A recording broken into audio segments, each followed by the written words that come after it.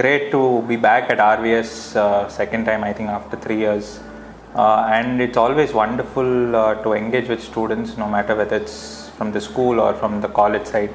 And it is also a great learning experiences as to what perspectives and what mindsets they have.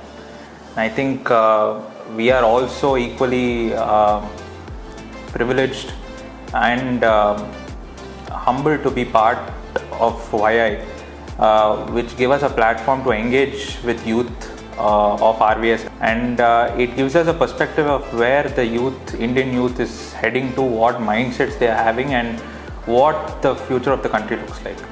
So at CII we strive to tick box all the points of youth development, youth leadership, which indirectly or directly contributes to nation building and thought leadership.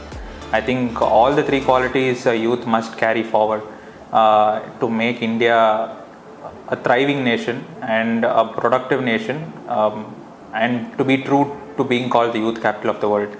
I think all three qualities are important, and all the students have these three qualities inbuilt in them. It's just how we harness it and how we give them a platform and a stage to take it forward. So I think colleges play their role in giving them a base. We play a role in putting some thought processes and ideas and certain skills and uplift them in their own mindsets and thought processes, and it's up to them on how they really implement the thought processes and use the stage and the platform which the education system provides them. The youth is the greatest capital that a country or the economy has, and we are blessed to be citizens of India, and nothing like being a part of India and taking India forward through our own capabilities and thought processes. So thank you.